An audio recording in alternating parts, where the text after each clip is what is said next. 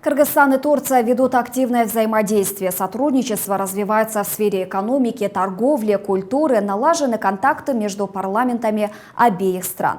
Одной из самых развитых областей взаимодействия является образование. Первые кыргызско-турецкие учебные заведения появились в нашей стране в первые годы независимости республики.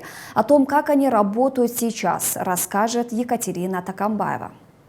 Дипломатические взаимоотношения между Кыргызстаном и Турцией были установлены в декабре 1991 года. С тех пор взаимодействие между двумя странами активно развивается во всех сферах. Особое внимание республики уделяют сотрудничеству в области образования. Так, Турция ежегодно предоставляет студентам из Кыргызстана квоты на обучение в своих вузах. На территории нашей страны действует целая сеть кыргызско-турецких лицеев, профессиональных образовательных учреждений и университетов. МАНАС – самый известный из них. Университет был открыт в 1995 году. На сегодняшний день вуз считается передовым в Кыргызстане. Такой технической базы, как у него, нет ни у одного учебного заведения в стране.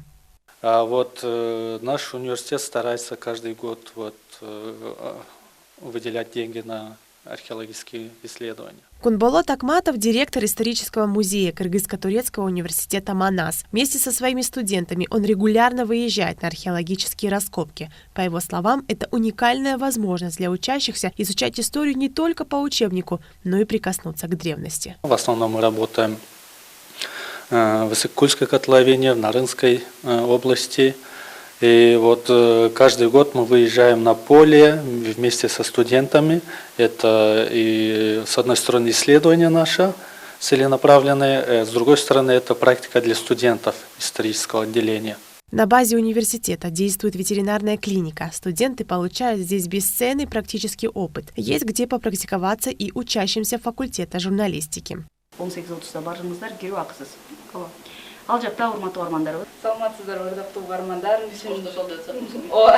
Университетское радио МАНАС вещает практически во всех областях Кыргызстана, а это уже телестудия, оборудованная современной техникой.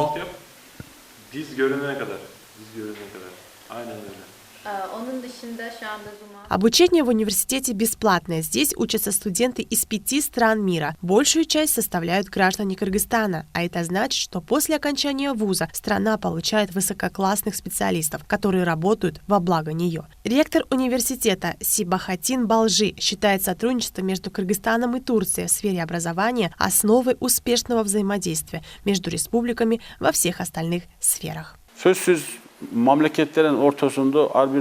Сотрудничество в сфере образования между Кыргызстаном и Турцией очень важно, ведь для того, чтобы создать доверительные отношения между двумя странами, необходимо изучать культуру обеих республик. Образование – это инвестиции в людей и залог успешной экономики.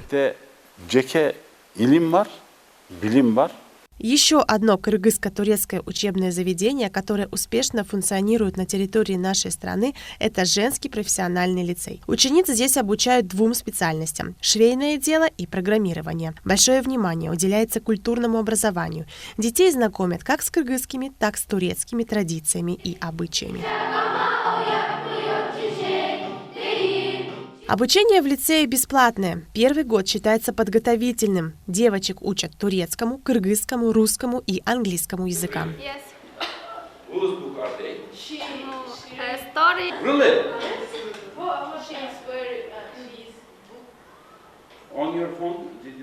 Ежегодно лицей выпускает 50 молодых, высококлассных профессионалов. Большинство девушек продолжает образование уже в Турции, России и в Кыргызстане. Я уверена, что наши девочки после окончания лицея будут работать в хороших местах, занимать хорошие должности и приносить своей стране пользу. Я вижу, с каким рвением они тянутся к знаниям, и меня это очень радует. Останавливаться на достигнутом Кыргызстан и Турция не собираются, ведь обе страны осознают, какое огромное значение образование имеет для развития сотрудничества во всех остальных сферах. Екатерина Такамбаева, Бакытбек Мамацаев, Пирамида.